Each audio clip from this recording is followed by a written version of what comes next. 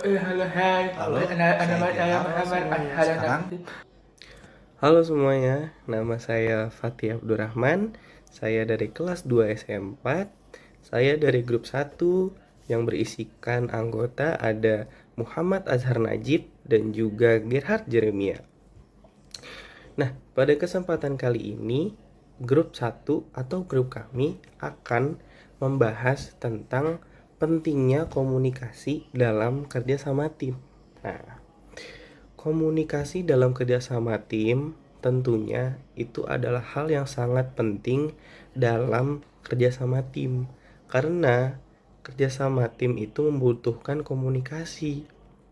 Kenapa sangat penting untuk kita bisa berkomunikasi bisa eh, untuk bisa melancarkan kerjasama tim.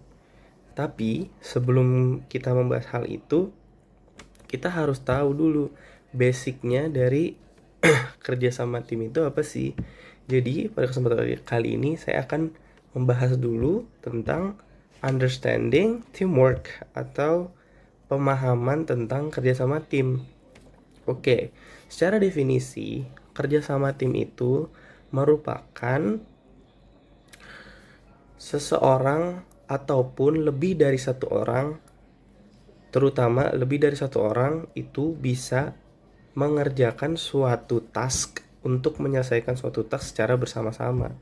Jadi mudahnya itu adalah kerjasama itu adalah bagaimana cara seseorang itu bisa menyelesaikan tugasnya secara bersama-sama. Nah, karena seseorang atau manusia itu menyelesaikan tugas secara bersama-sama, berarti ada lebih dari satu orang yang mengerjakan pekerjaan untuk mencapai suatu tujuan. Nah, maka dari itu, komunikasi merupakan hal yang penting. Nah, kenapa sih manusia itu butuh banget yang namanya kerja sama tim? Karena kodratnya manusia merupakan makhluk sosial. Makhluk sosial sendiri yang namanya sosial berarti itu manusia itu harus bersosialisasi. Atau dengan kata lain, manusia itu memang sejatinya membutuhkan orang lain. Membutuhkan orang lain untuk mencapai tujuan tertentu. Atau membutuhkan orang lain untuk bisa memudahkan pekerjaan. Atau membutuhkan orang lain untuk meminta pertolongan. Dan sebagainya. Nah, maka dari itu, kerjasama tim itu merupakan hal yang sangat basic dalam kehidupan manusia. Seperti contohnya, seperti kita bersekolah dari SD, SMP, SMA, dan juga kuliah, pasti kita selalu berhubungan dengan yang namanya kerjasama. Sebagai contoh, seorang guru mengajar kepada siswanya dan ada timbal balik suatu diskusi mengenai suatu materi, itu juga merupakan bagian dari kerjasama. Lalu guru memberikan tugas kepada siswanya, itu merupakan juga kerjasama yang memang dididik dari kita SD, SMP, ataupun SMA. Bahkan kita TK pun kita sudah diajari untuk kerjasama tim seperti bermain bersama. Untuk kita bisa bermain bersama, kita harus berkenalan dulu. Nah, sebegitu pentingnya kerjasama tim. Namun, pertanyaannya adalah bagaimana sih caranya biar bisa kerjasama tim itu bisa terbentuk dengan baik? Salah satu aspek terpentingnya itu adalah komunikasi. Karena dengan kita berkomunikasi, kita bisa menyelesaikan atau membantu pekerjaan kita untuk bisa kita itu secara secara sempurna atau secara dengan terorganisir dengan baik itu bisa menyelesaikan masalah tanpa adanya bentrokan antara satu dengan yang lainnya. Biasanya kerjasama tim tanpa komunikasi atau dengan komunikasi yang baru sering buruk itu terjadi. Pasti akan ada yang namanya miskomunikasi, terus juga adanya kesalahan teknis, terus juga adanya kesalahan dalam mengatur waktu, itu semua karena komunikasi yang kurang baik. Jadi, jika suatu organisasi ataupun tim tanpa adanya komunikasi dalam suatu kerjasama tim, itu bukan merupakan tim yang baik. Karena tim yang baik itu atau organisasi yang dibangun itu, yang bagus itu adalah bagaimana orang-orang di dalamnya itu bisa berkomunikasi dengan baik. Hal ini juga sangat penting juga ketika kita bekerja, karena dengan kita bekerja itu komunikasi merupakan hal yang sangat penting. Karena dengan kita bagaimana cara kita awal-awal di interview, terus bagaimana cara kita berbicara kepada teman satu divisi kita, bagaimana kita berbicara kepada atasan kita, ke orang yang lebih tua, untuk menjalin kerjasama yang baik, itu merupakan hal yang sangat penting. Jadi, kerjasama tim erat kaitannya dengan komunikasi. Dan itu merupakan basic dari kerjasama tim dan juga seberapa pentingnya komunikasi itu untuk untuk kerjasama tim. Nah, selanjutnya untuk membahas lebih lanjut terkait materi ini, saya akan serahkan kepada Muhammad Azhar Najib. Jadi simak terus ya, biar teman-teman bisa tahu bagaimana pentingnya komunikasi dalam kerjasama tim. Aku Fatih, bye-bye.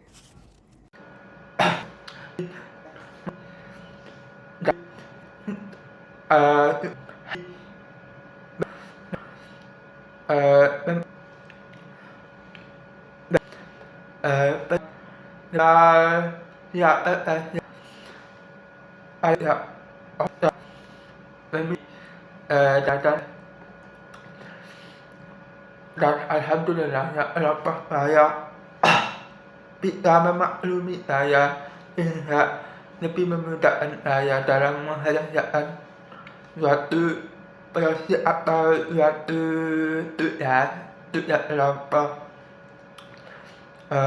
Jadi bagaimana kita bisa mendapatkan hasil yang memuaskan. Nah, mengenal satu teman dalam satu kelompok itu akan membantu Anda untuk mendapatkan hasil yang lebih memuaskan. Karena itu kita mengurangi miskomunikasi. Maka dari itu kita harus lebih mengenal teman dalam satu kelompok. Yang kedua, bertanya, menanyakan saran atau memberikan saran supaya dalam satu kelompok itu tidak bingung. Jadi ada arahnya, kita harus bisa untuk memberikan saran kepada teman-teman satu kelompok. Terus dan ada arahnya juga, kita juga kalau melihat ada teman satu kelompok yang kesulitan, kita harus bantu dengan memberikan saran atau memberitahu atau memberi arahan kita harus bagaimana supaya kita bisa mendapatkan hasil yang memuaskan. Maka selanjutnya, setelah memberikan saran, kita juga harus punya rencana yang matang, rencana yang benar-benar jelas, benar-benar bagus, dan benar-benar efisien.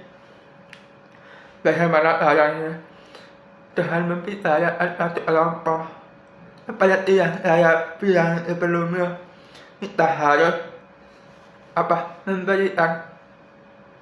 harus aktif memberi saran kepada teman satu kelompok. Dengan saran itu kita bisa membuat rencana yang lebih jelas, lebih efisien, dan lebih terencana. Maka insya Allah.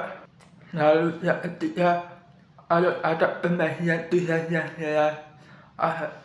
Misalkan teman A itu tugasnya mengumpulkan data-data, teman B tugasnya untuk membuat aplikasi dari data-data yang dikumpulkan, teman D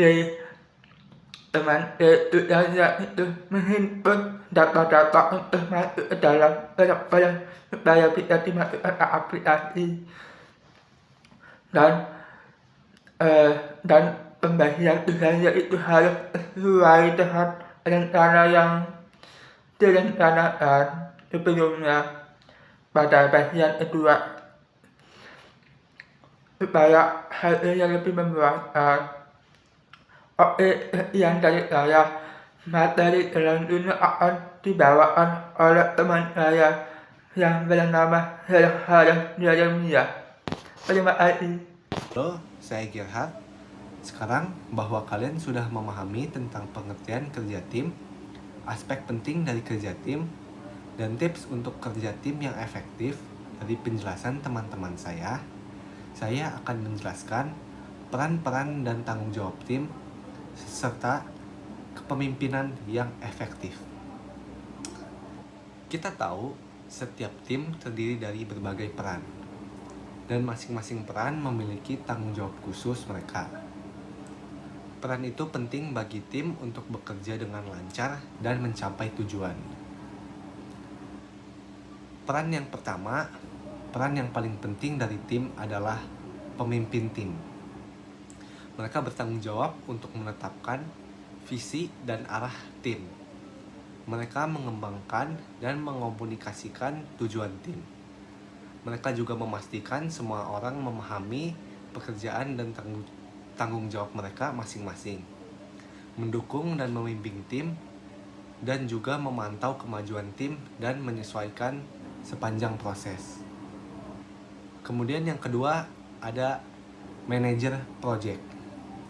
Manajer project yang memastikan bahwa proyek tim tetap berjalan. Mereka merencanakan dan merumuskan jadwal proyek, mengalokasikan sumber daya tim secara efisien, mengkoordinasikan departemen tim, menangani masalah proyek, dan memastikan proyek selesai tepat waktu dan sesuai dengan anggaran. Lalu peran yang terakhir ada anggota tim. Nah, setiap anggota tim memberikan keterampilan pengetahuan khusus untuk berkontribusi. Mereka melakukan tugas dan tanggung jawab atas tugasnya, berkolaborasi dengan anggota tim lain, dan memberikan update tentang kemajuan proyek timnya. Dari sini kita bisa tahu bahwa setiap peran tim penting bagi tim untuk mencapai tujuan mereka. Dengan saling memahami dan saling menghormati, tim dapat berkolaborasi lebih efektif. Lalu yang terakhir yang akan kita bahas adalah kepemimpinan yang efektif. Kepemimpinan yang efektif adalah penting untuk keberhasilan tim. Itu melibatkan beberapa nilai yang mereka butuhkan. Nilai-nilai tersebut adalah, yang pertama adalah visi. Seorang pemimpin harus memiliki visi yang jelas untuk menetapkan tujuan dan arah untuk tim. Mereka juga perlu mengomunikasikan visi untuk menyesuaikan tujuan keseluruhan tim. Lalu yang kedua adalah komunikasi. Komunikasi yang efektif sangat penting. Pemimpin harus menyesuaikan komunikasi mereka untuk berbagai informasi dengan jelas. Lalu yang ketiga adalah keputusan. Pemimpin harus membuat keputusan yang tepat. Mereka perlu mengumpulkan informasi yang relevan, lalu menimbang pro dan kontra dari pilihan yang berbeda dari keputusan mereka. Lalu nilai yang terakhir adalah memimpin dengan contoh. Pemimpin juga harus dapat menunjukkan dedikasi dan komitmen terhadap tujuan tim dan mempertahankan sikap positif dalam menghadapi tantangan yang ada. Jadi, kesimpulan dari anatomi kerja tim adalah campuran harmonis dari berbagai tanggung jawab, komunikasi yang baik, rasa hormat bersama, dan tujuan bersama. Sebuah tim dapat mengatasi rintangan dengan membangun kolaborasi, kepercayaan, dan tanggung jawab. Sekian dari kelompok kami, terima kasih.